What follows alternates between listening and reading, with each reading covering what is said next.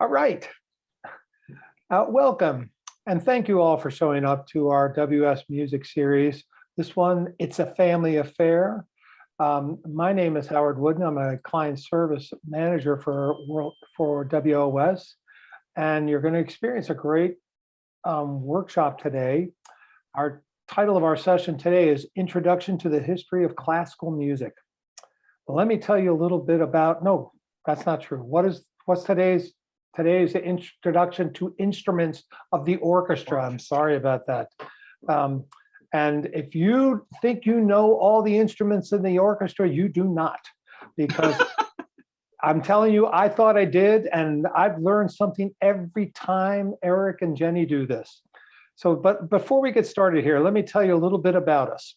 WS is an innovative nonprofit organization that operates in over 60 locations in the US alone. And we try to connect individuals from underserved populations with transformative career opportunities in all types of fields of work, from mechanics to Java developers and much more. We also provide free training through our In the Community initiatives. And our latest one, the Workforce Essentials Workshop, the Ascent PDI, all kinds of things there, empowers individuals to move from entry-level positions to long-lasting professional success. These workshops are often 3 hours a day for 4 consecutive days. And if you're interested or you know somebody that could benefit from it, let us know and we'll get in touch with them. It's really quite wonderful. And just tonight, we have 2 of the instructors here. Today is the second of 8 one-hour sessions. And we already have planning another session that will start in April with the Harlem Needleworks folks and Needle Arts. And that is going to be a 3-part series, and you're going to love that one. If you think you know about fabric arts and quilting and all kinds of things, there is a lot to learn from that session that will start in April about the history of quilts and its implication in our whole culture. It's really going to be wonderful. Throughout this session, we'd love to have your participation. There'll be times that Eric and Jenny may ask you a question, but if not, hold on to your questions or ask them in the chat, and we'll get to them at the end when we can have a discussion at that point. So because of that, please stay muted. And there will also be a handout that Eric and Jenny have provided that will go deeper into a lot of what you're going to hear tonight. If you want to seek out other links, that handout will be given at the end also, as well as a little survey that we will ask you to download and fill out as well. That really helps us. That's one of the reasons why we can continue on with this. We learn a lot. So please, take advantage of both the handout and the survey as well. I appreciate that. But let's get started here. I don't want to take up too much time, and I want to introduce our people. We're going to start with Jenny.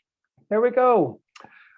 Pianist Jenny Lin is an artist of keen musicianship, brilliant technique, and a compelling perspective shaped by a deep fluency in global culture. She was born in Taiwan, raised in Austria, and educated in Europe and America. Jenny has built a vibrant international career, notable for innovative collaborations with a range of artists and creators. She's performed with orchestras throughout the world, including the American Symphony Orchestra, the NDR and SWR German radio orchestras, the RAI National Symphony Orchestra, and others. She has performed at Carnegie Hall, Lincoln Center, the Kennedy Center, at BAM Next Wave, Spoleto USA, and the Schleswig-Holstein Festival, as well as a whole bunch of other places. That's Jenny Lin. And her partner presenter tonight is Eric Osner. He's Finnish-American conductor whose versatility as a conductor is stretched across a broad range of repertoire, from conducting as few as 5 performers in contemporary and modern works to leading 300 performers across 19 different film concert projects, including using the live in-concert format. Just in 2017, Eric was invited to become principal touring conductor for La La Land Live in Concert, which has taken him around the globe, performing the Academy Award and Grammy Award-winning score of Justin Hurwitz. From Montreal to Melbourne and Moscow, from Stockholm to San Diego and Sofia, Bulgaria, audiences and critics alike have been praising Osner's energy, attention to detail, and precise synchronization, We do the same here. We praise his energy and synchronization as well. And it's my pleasure to introduce both of them to get to tonight's workshop. Take it away, folks. Hello, hello. Good afternoon. Hi, Jenny. Hi, everybody. Could you hear me okay?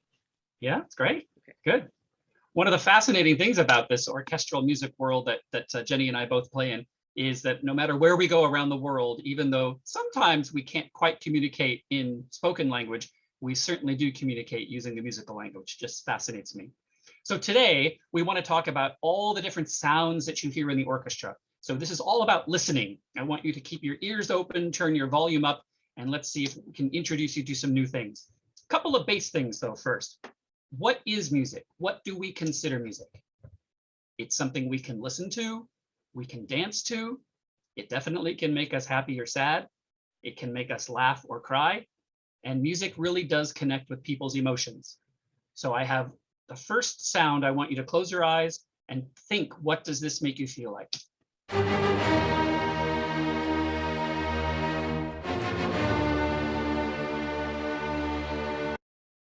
Does this make you feel any different?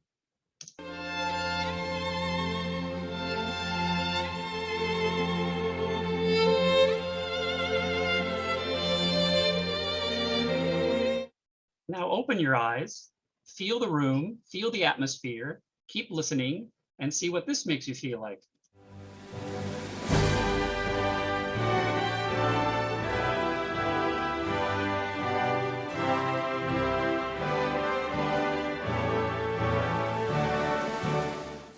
And now something we experience when we go to a concert is the visual. So how does this make you feel?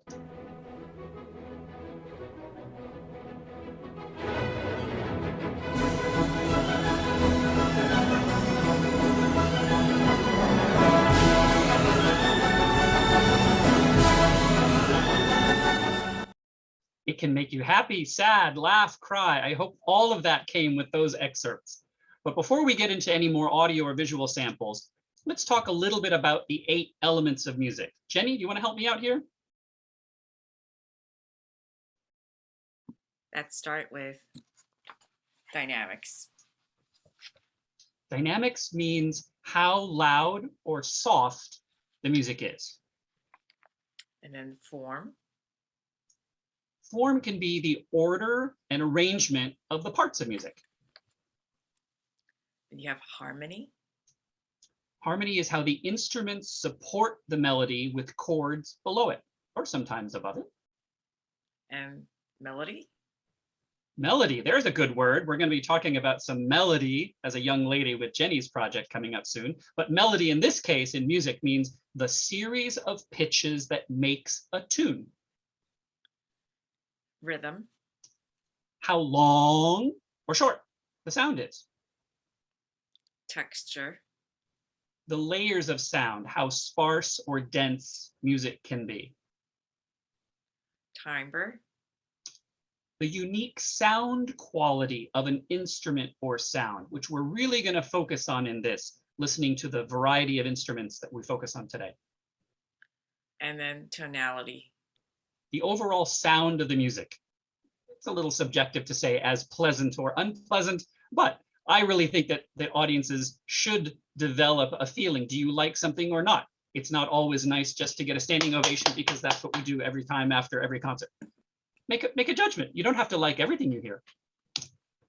So symbols and Italian terms are used to describe how a piece of music should be played. Most of the scores that we read will have all of these terms helping us understand the composer's intentions in Italian. So from the top, we have crescendo, meaning becoming louder. Fortissimo, very loud. Forte, not so loud. Mezzo forte, moderately loud. Mezzo piano, moderately soft. Piano, pianissimo, diminuendo. So this is part of what I do as a conductor. My left hand will be acting a little bit like this volume button slider or fader that you have on the left side there. So what instrument was invented in 1700? Does anyone have an answer? I give you a hint. It has a few keys, 88 of them, and Jenny Lynn plays it. Now, because we're in COVID, because we're doing this, all in remote parts of the world, we have a video for you. Jenny, do you want to say anything about it or maybe speak afterwards? Maybe afterwards. Okay, here we go. Hello, everybody. My name is Jenny Lin. I'm a classical concert pianist. I became a concert pianist because when I was a little girl, my mother took me to this really big and beautiful concert hall. And on stage, there was this big grand piano, and out came a beautiful lady in a beautiful evening gown. And when she sat down, she played this gorgeous piece by the Polish-French composer, Frédéric Chopin. It was so beautiful that it was such a memorable evening that I told my mother later on that I would like to become a pianist. I love the piano very much because the piano, I think, is the most important of all the instruments. Not only can you play as a soloist alone, you can also play the piano with a cello player or a violin player, or you can play with a string quartet, and that's 4 people. You can even play with a jazz band or even an entire symphony orchestra of 100 people. So the piano makes beautiful sound, and you can play any song you want on the piano, from jazz to classical to pop. And it's just such a versatile instrument that I think, for me, piano is the most important instrument of all the instruments. So let me tell you a little bit more about the piano. There are many different types of piano, but there are 2 main kinds. One is called an upright piano, which you probably have seen in your school or at home.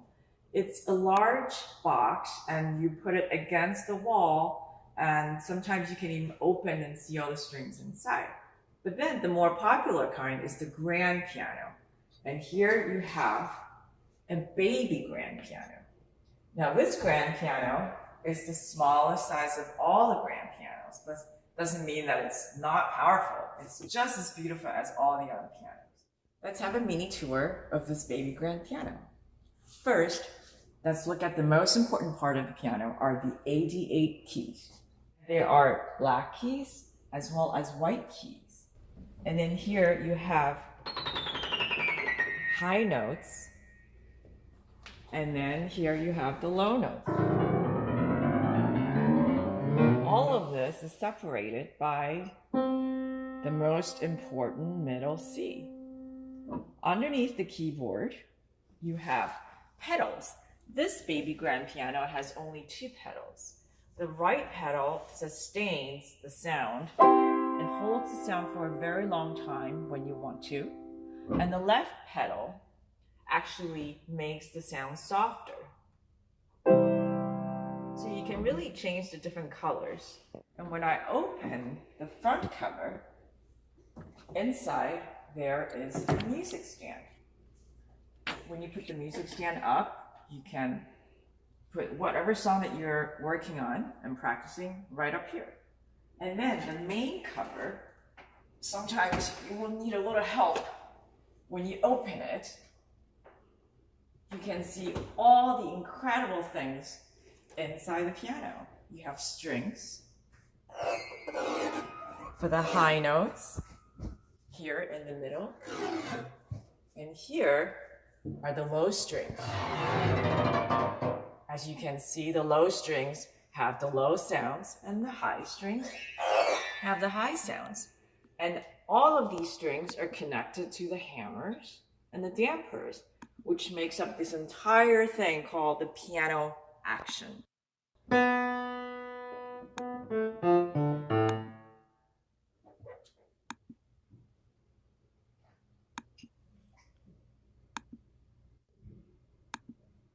So as a treat, I would love to show off this beautiful piano for you and play the famous chop waltz, but you might know this song as Chopsticks.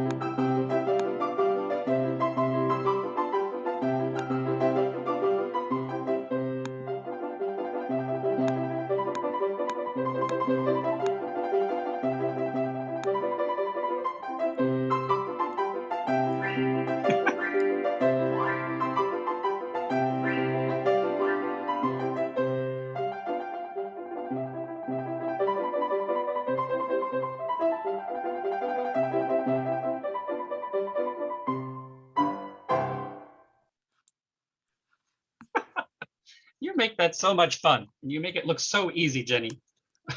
So this is like a little, I guess, teaser for one of my sessions about the piano in a couple of weeks. And just to introduce the piano and to look inside, which I'm sure a lot of people don't realize how many parts there are. I think last time I asked a typical Steinway grand piano has about something like 10,000 parts Wow. at least.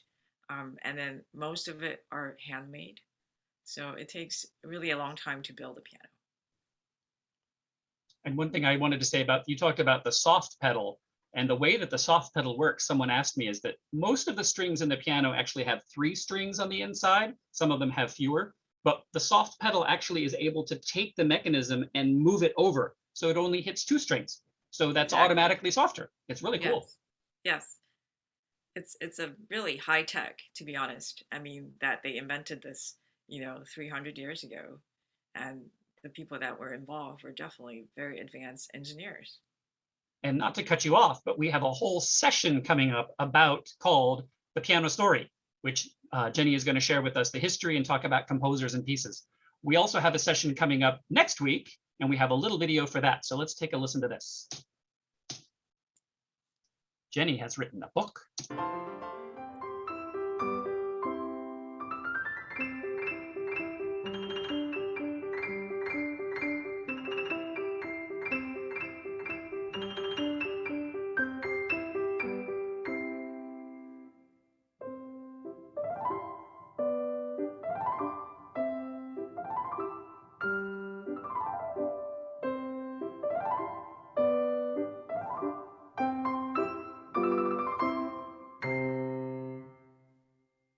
Okay, now without further ado, we're going to keep moving on because this is a real zoom, a real race to get to the finish today. I want to talk about creating sounds. So painters use colors, but composers use the symphony orchestra. Ta-da! So this whole group of instruments comes together as the symphony orchestra. Let's go through and start meeting some of these instruments. So Jenny can help me out. What instruments play in a symphony orchestra? We have the strings, and then the woodwinds, the brass, and percussion. And now we're going to go through and meet each instrument, actually quite a few instruments from every single family of here. So in the strings, we have Let's start with the violin. violin, viola, cello, and the bass. I got to go to this screen, and let's start with the violin here. So this is a friend of mine who I grew up playing with the Indianapolis Youth Symphony. This is Derek. Hey, Eric. This is a violin.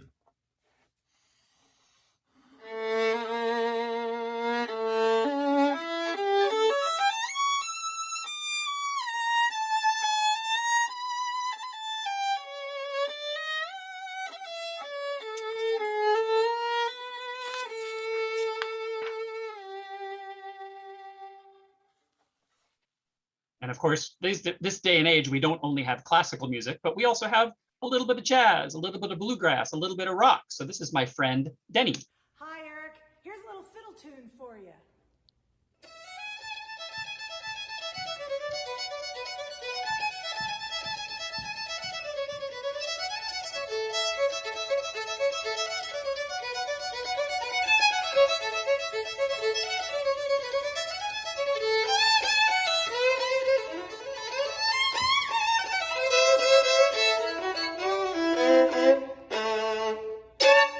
And I threw in a little bit of rock and roll just for you. Thanks, Denny. So these are all a whole bunch of my friends that I reached out and said, can you help me with a music class where I'm trying to talk about sounds and introducing instruments? So the next one we have is called the viola. It's a little bit bigger than the violin, but still played with the same way. This is my friend Remy. He's French-Canadian, plays in the Toronto Symphony.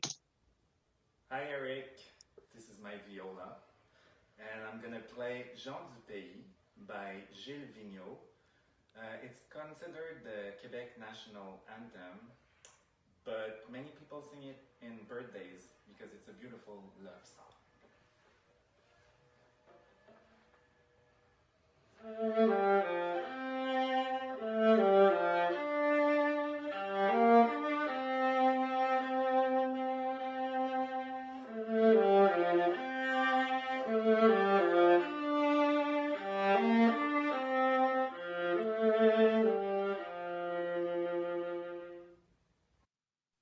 Nice.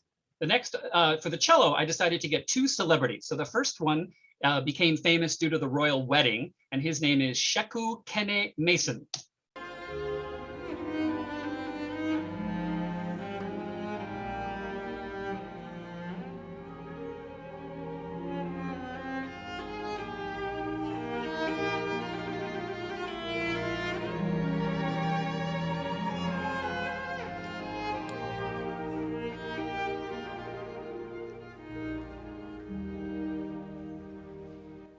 So I should have mentioned still a string instrument, obviously. It gets a little bit bigger and a little bit lower and then is then played in a different position. Now there's a crazy guy who I worked with once named Yo-Yo Ma. I hope many of you know his name. He's considered the best cellist, or certainly the most famous. And he's been celebrated for working all across borders in terms of different types of music, different people, different places. He has an ensemble called the Silk Road Ensemble. And here he's working with a young street dancer named Lil Buck with a famous piece of music.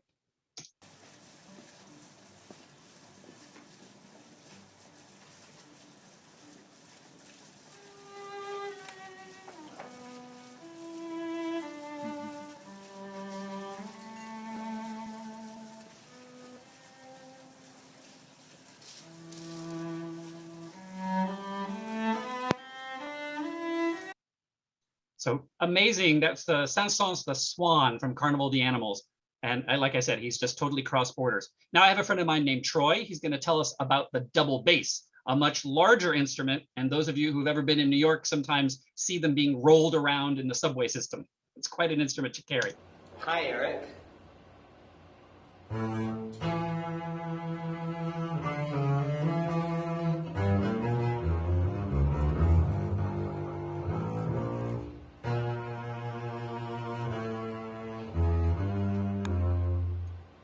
So that's a little piece from Beethoven's Ninth Symphony, for anyone who recognized that, the fourth movement. And now there's a guy who I've met through Instagram who gave me permission to use this. This is Alex playing a little bit different timbre or tone of the double bass.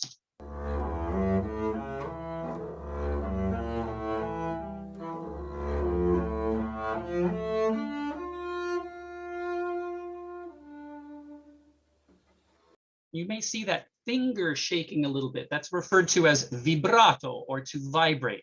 Many instruments use it, and it's up to the player to decide really how much to vibrate the sound before or after. So that's another term for you to learn. Now I just wanted to play a couple of fun little pieces to show a variety of how music affects people of all ages and all backgrounds. So here is a young little guy from Melbourne, Australia. He's 10 years old, and he's playing Vivaldi Four Seasons, and this just blows me away every time I watch it. So look at this little guy. He's conducting the orchestra and playing the solo part. Here you go.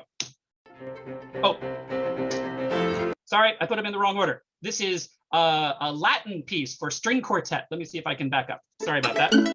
Oh, hang on, my mistake. There we go.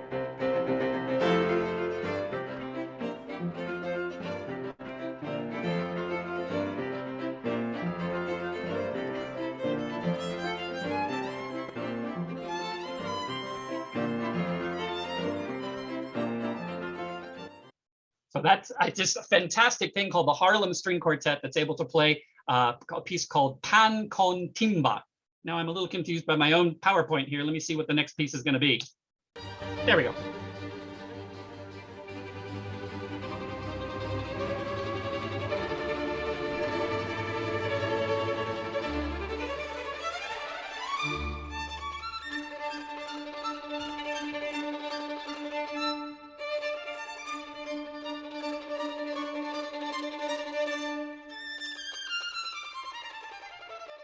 That's the whole piece is about 30 minutes long, and when I've watched it, it's really just totally affects your emotions. You can't escape having goosebumps and tears, and this guy is just in the zone. Just what can you say? Or what we said last week was where words leave off, music begins. So amazing.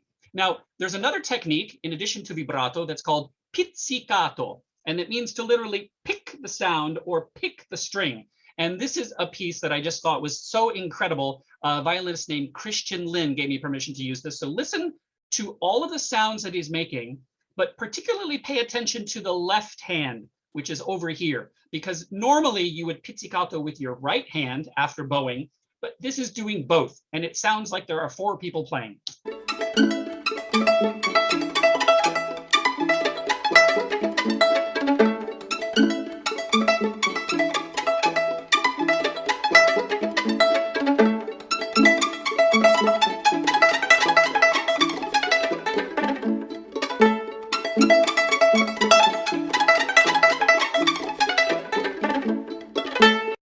Sorry, if you haven't started playing by now, you're never going to be able to achieve that. I can't either, but what?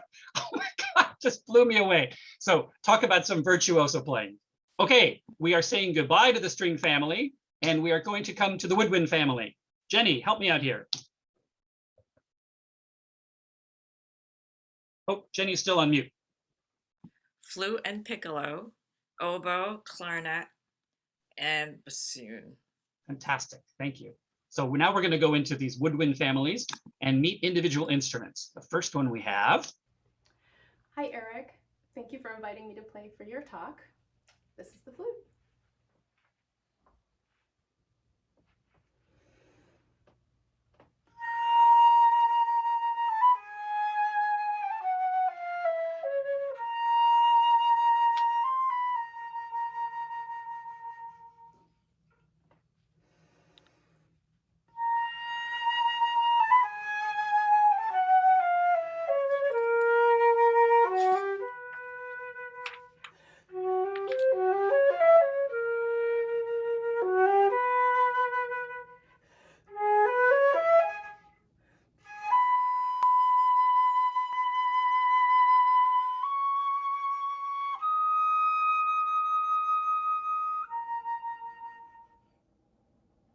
So this is a piece of the French composer Claude Debussy called Syrinx, and it's written for solo flute. And thank you to my friend Sirin.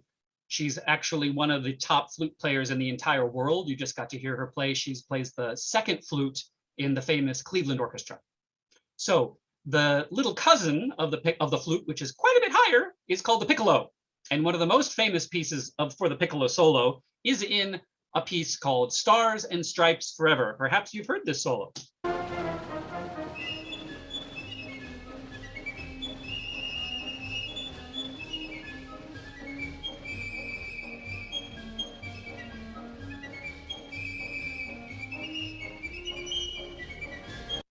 But what happens if you're playing this concert at something called the National Flute Association, where there might just be a whole bunch of people that also play the flute?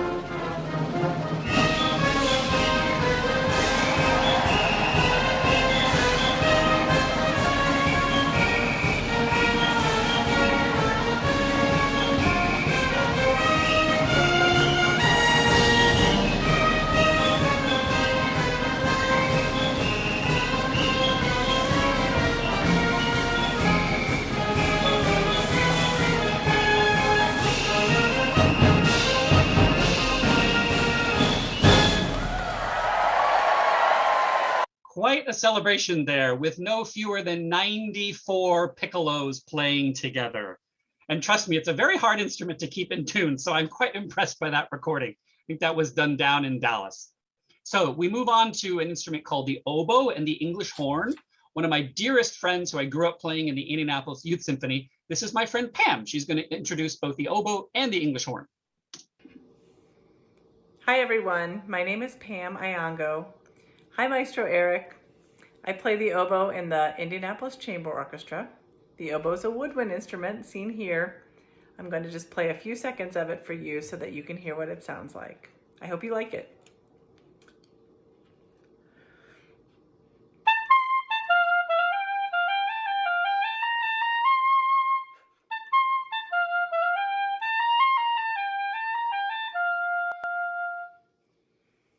So you'll notice that the oboe is actually called a double reed instrument. So there are 2 pieces of reed or cane that are put together, and then she has to use a knife and all these things to carve it to work well, and then she has the reed in her mouth. Now the lower cousin of the oboe is called the English horn. English horn has a similar range and color to what we heard the cello, but here's Pam introducing the English horn. Hi everyone, this is Pam. I'm back with the bigger oboe, which is also known as the English horn. The English horn has some of the most beautiful melodies in all of orchestral repertoire. I'm going to play one of them for you, and I think you might actually recognize it. You might have heard it last week, too.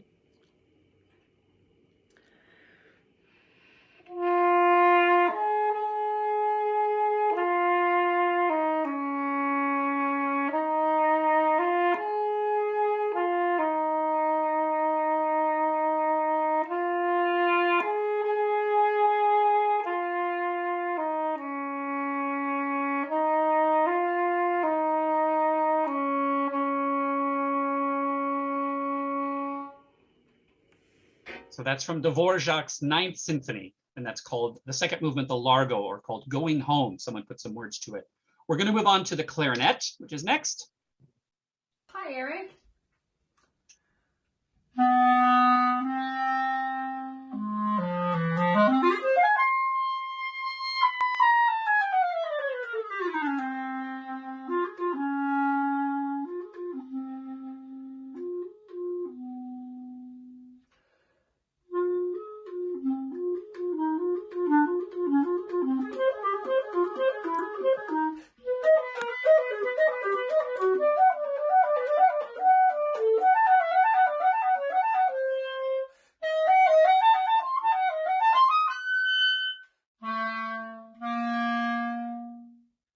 And that's my friend Enid. Notice the clarinet, well, you can't quite see the mouthpiece, but it only has a single reed. So the clarinet and the saxophones all have single reed.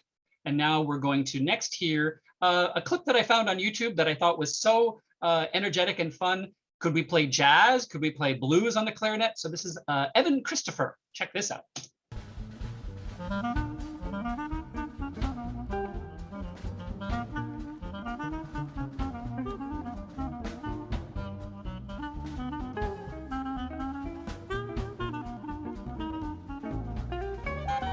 Just makes you smile and want to bop along.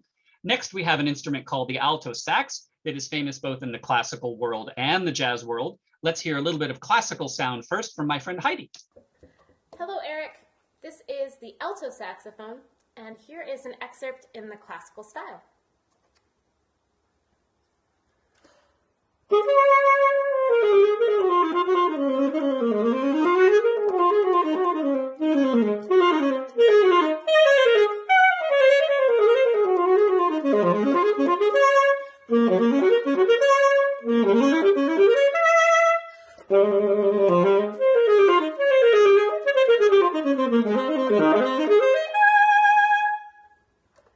And one of our international friends coming in, this is Ryoichi, who I met while on tour in Japan, also playing alto saxophone. Hi, Eric. I'm Ryoichi from Japan. This is alto saxophone.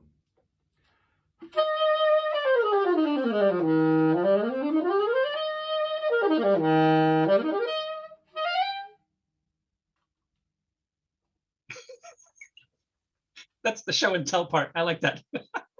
I didn't ask him to do that. I just thought it was so funny. Next, we have a friend of mine named Fivos from Greece, who I worked with on La La Land 2. He's a tenor saxophone player, and listen to his sound. Hi, Eric. This is tenor saxophone.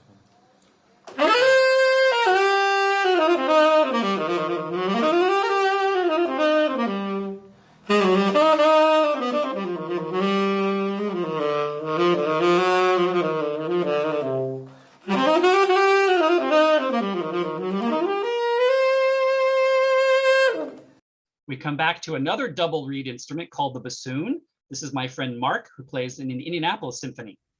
Hi, Eric and class.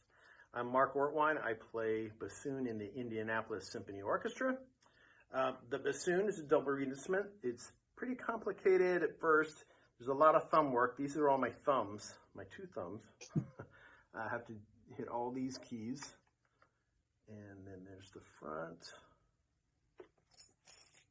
The bassoon has a pretty big range. It's a 3.5 octaves.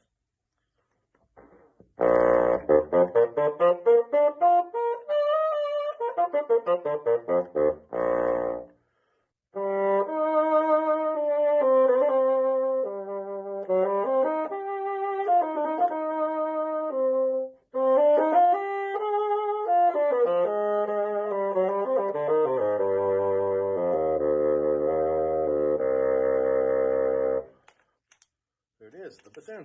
And Mark is so creative. He's played the Star Spangled Banner for the Indianapolis Colts on amplified bassoon and all sorts of other things that he's done. But how about when you need a little help from your friends?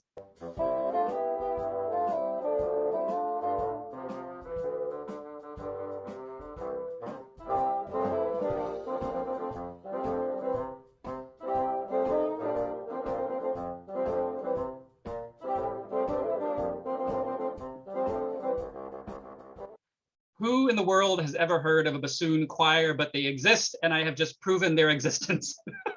So that is our quick whirlwind tour, Zoom tour. We zoomed through the woodwinds. And next, if Jenny can help me with the brass instruments. Yes, let's go to the brass section. My favorite: French horn, trumpet, trombone, and the tuba. Okay, now we're going to go hear some clips. The first brass instrument we're going to hear is the French horn.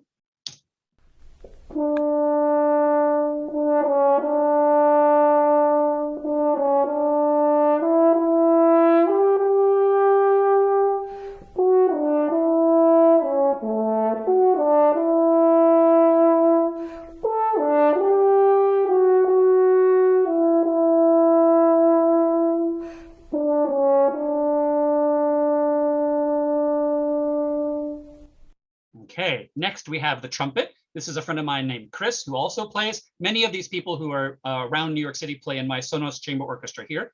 And so Chris also gave us a little excerpt. So here is Chris.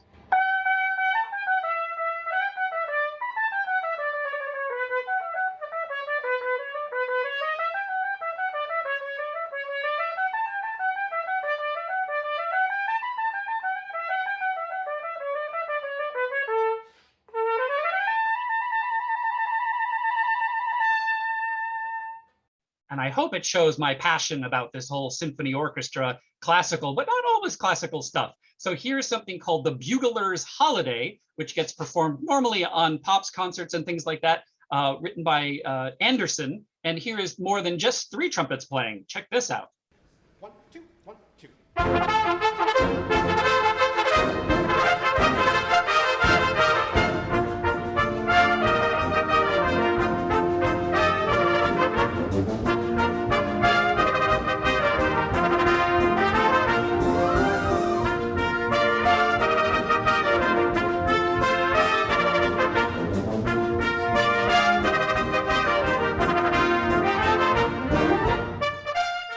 And from my experience, I can tell you that's a pretty quick clip. So it really requires that level of professional trumpet player to be able to play that. Next, we have the trombone. So this is famous for having this long slide, and that's how you change the sound. And I wanted to show you something that it can be a very mellow and rich sound first in this classical piece. So listen to this version, or this sound from the trombone.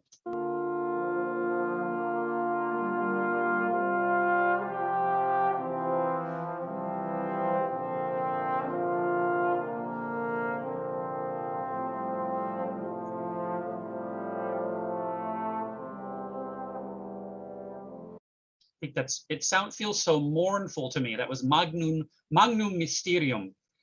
But 76 trombones is also a pretty famous number. You might have heard this from The Music Man. Here's a little clip from the film to remind you.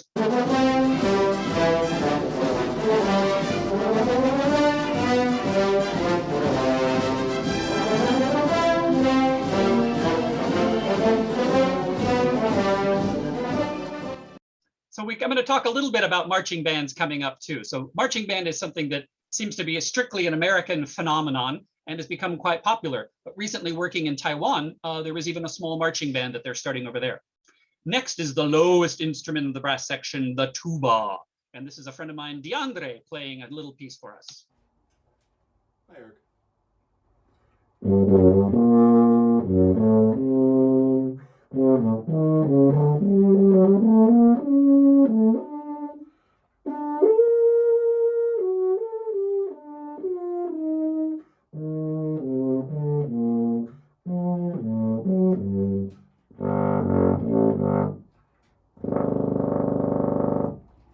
Quite a range there. Now, a couple of ensemble pieces that I would like you to hear. The first one is written originally by Mozart, but here arranged for called the 10-Thing Brass Ensemble. So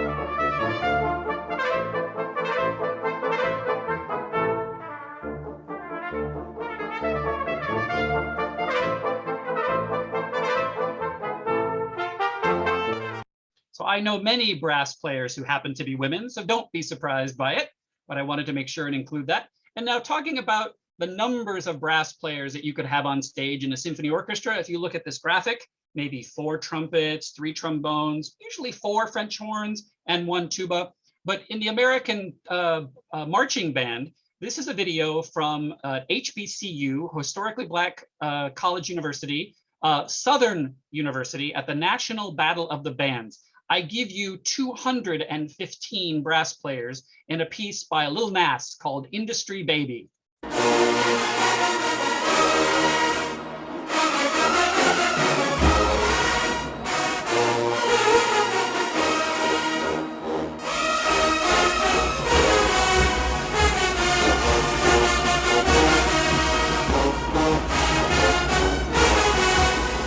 I love how they're moving not only with the beat, but you can also see them breathing. I cannot fathom what type of volume that must be for any of the players who are involved with that.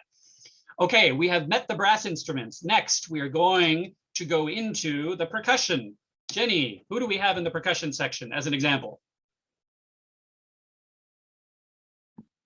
We have timpani, snare drums, bass drums, basically the whole family of drums, cymbals, xylophone, vibraphone, harp, piano. This is interesting that piano is a percussion instrument. There's so many instruments in the percussion family that it's very hard to go through all of them. My favorite is the triangle. Oh, the triangle, nice. Okay, well, last week we talked about a piece that I did called Pixar in Concert, and we had 66 different instruments in the percussion section.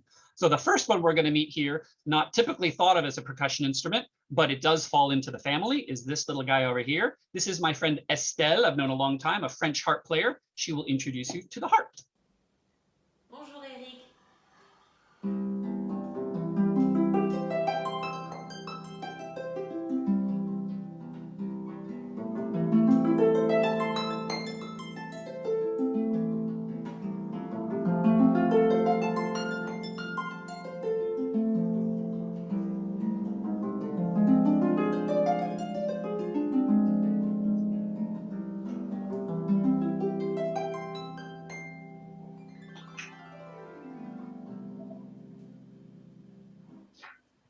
Oftentimes related to those sounds of the angels, as one might imagine from the harp.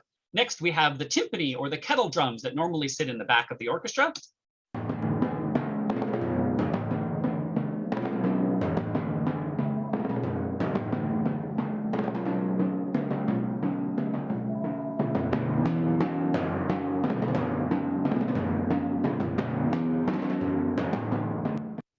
And here is an interesting percussion video that I found that just shows the percussion section playing during a rehearsal of percussion only. And you're going to hear it with just the percussion, and then you'll hear it with the percussion and the orchestra together. This comes from Germany.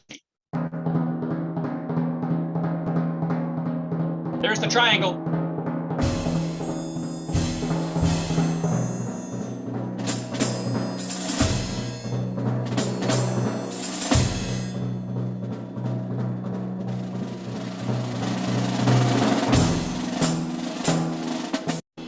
I'm going to skip forward a little bit because I'm looking at the time a little bit short. So you notice that there's not much melody going on in there. Not many of the percussion instruments have a pitch that they can play, but listen to how it fits in.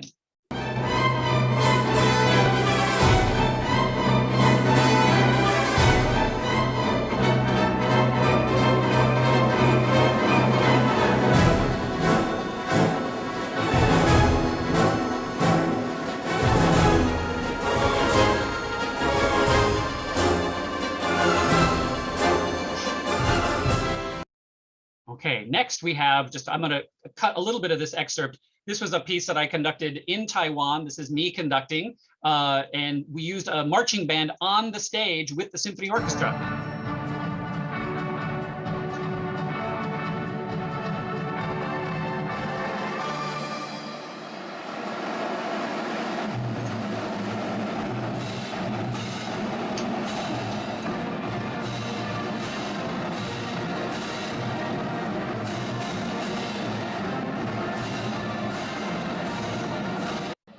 Pretty loud, pretty loud. The orchestra was very cooperative, but it certainly got the blood flowing for that.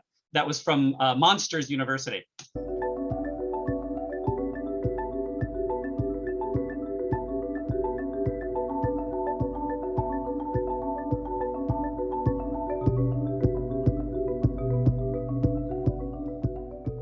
So those are my two friends, Haruka and Rika Fuji. They're sisters, marimba players. That's the sound of the marimba.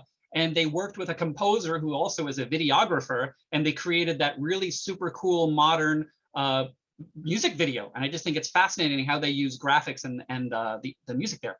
Next is a friend of mine named Annette, and she's going to show us the conga drums. Yes, and I am a percussionist.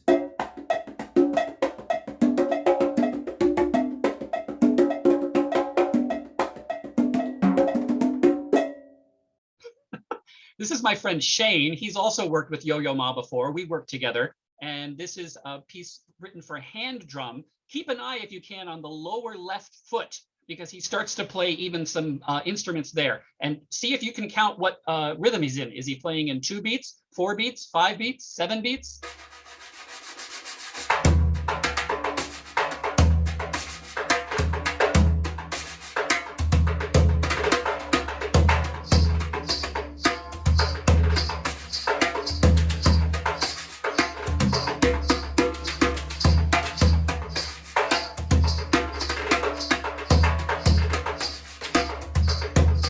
I love that clip. Here's my friend Troy introducing us to a pretty common instrument that you will recognize.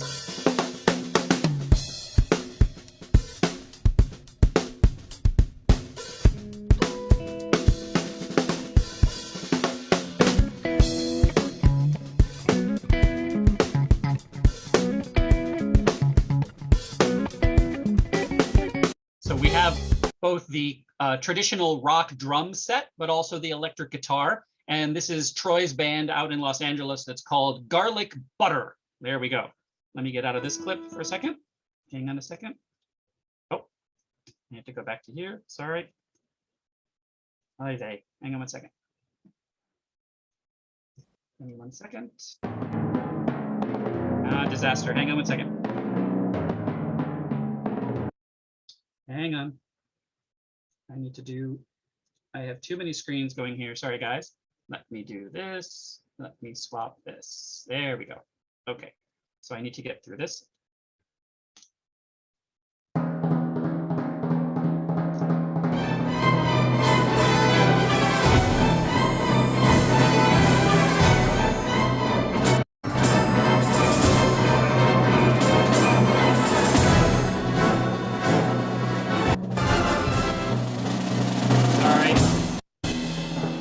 I have too many things layered on one page, so I have to get through this. Sorry for my technical ineptitude here. I got to finish this. That's what gets me when I try to skip through things. Let me see what's going to happen next. We already saw this one. I forward through the end of that. Yes. We met Annette already. We met Shane already. Trying to get to my friend Andrew, who's going to play some guitar for us. Here we go.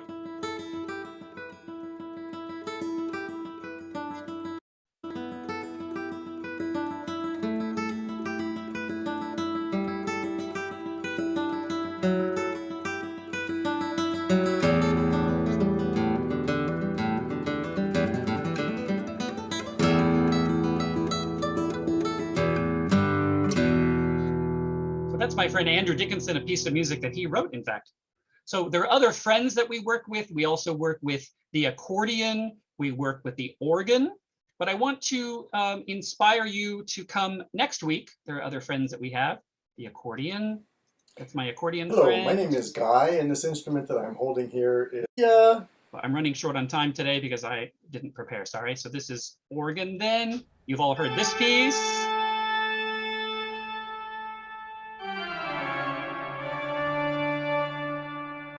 So the famous piece of Bach called Toccata and Fugue. There are just so many things I want to be able to share with you. Then we also have a small clip that I'm going to skip right now, Jenny, which is talking about Melody's Mostly Musical Day, which is happening next week, same place, 5 p.m. Written and performed by Jenny. And I want to encourage all of you before we get into Q&A, not to be afraid of something you don't know. So whether it's jazz music, whether it's marching band, whether it's classical, whether it's opera, we're going to talk about opera, but music can really give you goosebumps and tears, and it can move you. Here are 4 excerpts that I hope move you.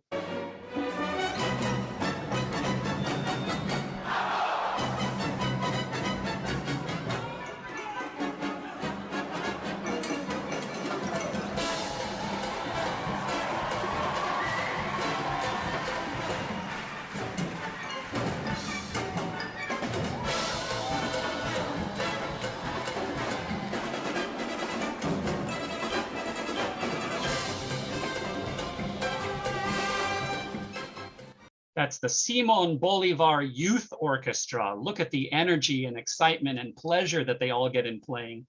And 2 pieces that I want to just sort of amaze you by the finger work. This is my friend Jackie playing some music of Paganini. Watch the fingers.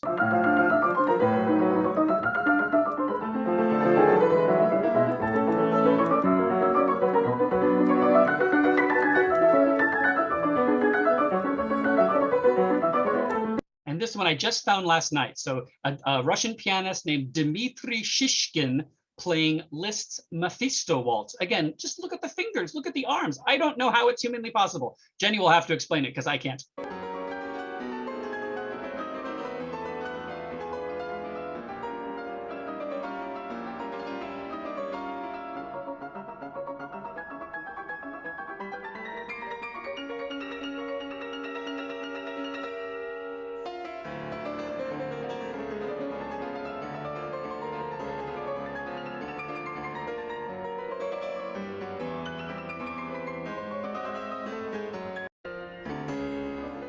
And I've talked about music giving you goosebumps and tears, and don't forget, it can also cause fireworks.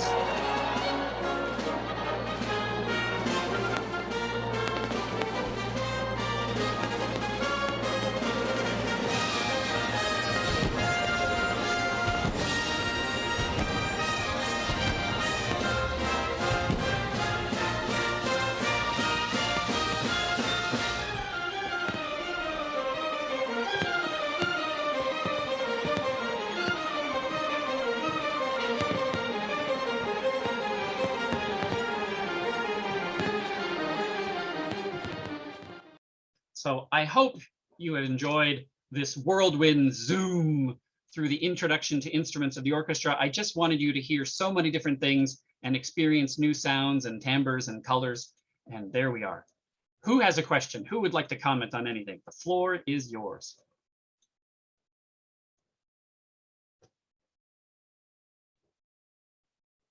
Or Jenny, do you want to add anything? No, that was great. I enjoyed it. It's just so amazing to see all the musicians taping little Don't excerpts. be shy out there, folks.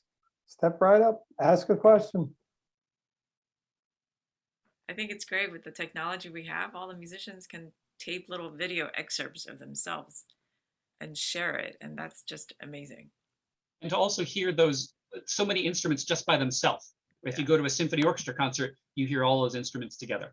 One of the questions in the chat, Eric, is what is your favorite instrument? Oh, Lordy. Jenny Lynn is present, so I will say my favorite instrument is the piano. Of course. No, I will admit I have a soft spot for the emotional value that I get from the response that I get from the English horn and the cello. I think that can be incredibly moving. There's another question. Why isn't saxophone part of an orchestra? Eric. Oh, sorry. Now I see the chat window. It's on a different place. Believe it or not, the saxophone is part of some pieces. Debussy used the saxophone in symphony orchestra. And then if you get Ravel did as well, I believe. And then there are some pieces later that we have jazz composers, and look at Hollywood film composers. We're going to talk, I forget what day it is now, but one of our sessions is about film music. And there is such a huge combination of jazz instruments coming into Hollywood film scores. Another reason the saxophone was not invented till a little bit later. So a lot of the repertoire that symphony orchestras have in the classical or romantic period the composer just didn't have access to that instrument. Excellent point.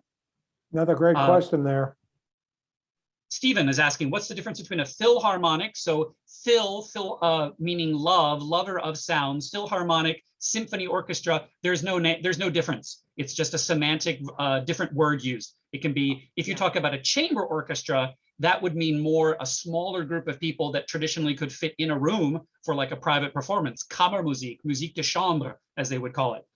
That's really the only difference. I think, and if you look at their text, okay. Orchestras with an older history usually uses philharmonic. It's a more traditional term. Also depends on the board members and the people who, fund the organization. They have naming rights. Sometimes they feel philharmonic sounds better, and usually there's a much bigger association or organization present when you have a philharmonic. Symphony orchestras are usually newer, younger, and with a smaller organization behind it. Good point. And if you look at their tax papers, some of them have all of those words in the title. I used to be assistant conductor for the Brooklyn Philharmonic Symphony Orchestra, Inc. They just threw them all in there. Oh, interesting. Good question. Who else? There's a question. Recorder ever used professionally? So the recorder is a much older instrument, and it is has been written for example, by Vivaldi. So sometimes we do hear concertos written for recorder and orchestra. There are some composers, again, going back to Hollywood film scores. So when I was conducting a film score to Inside Out by the composer Michael Giacchino, it used recorders. So we have them. We put them on stage. There's an older version of the recorder that gets used a lot more in older music, like Baroque music, Renaissance music. You do find the recorder. Recorder is just a little bit more limited in terms of the range of sound that it can make. So composers feel limited when they use. It's all about the composers, like Eric would talk about composers, I'm sure much later on too, that whatever is available to them, they use. And in German, actually, the word flute is used for both the transverse flute or Querflöte, or the recorder called the Blockflöte. So they use flöte for both in that case.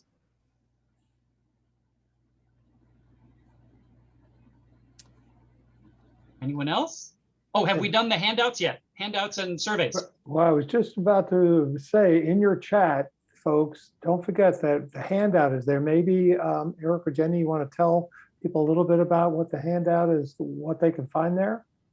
So it's just sort of a summary, a lot of the music interest stuff here. I'm not really able to publicly share all of those videos necessarily from my friends, but there are a couple of links down at the bottom of that handout. One which I found really fascinating from the Portland Youth Orchestra, where they were having a similar talk like this, but what the conductor asked all the different sections of the orchestra to prepare their own excerpts to introduce their instrument to the audience. And it's a wide variety. You get Ghostbusters, you get Frozen, you get all sorts of different tunes. So feel free to listen to that.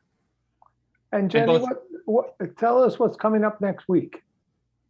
So Eric had mentioned it earlier that I have a book, and the book is connected to a recording. So it's a musical book with illustrations, and I actually made a concert out of the story. And so I'm going to have that little concert here pre-recorded in my basement to share with you, but also it's definitely very family friendly, and just to see how music can be applied to education and to children, and children as old and as 10 and as young as 80.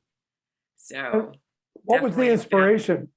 I'm sorry, Jenny, what was your inspiration for creating this? I've always felt education was important. I was a little tired of the things that you find at Starbucks, Mozart for babies, Bach for babies.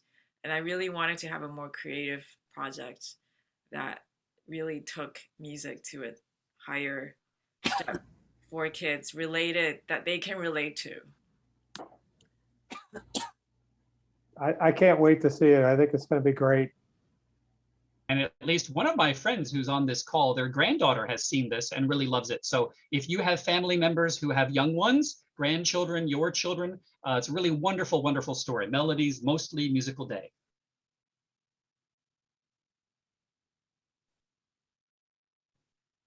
What else? Who else? Jenny, would you share with us where we can get this book? I have several grandchildren who are very interested in music, and they would probably love this.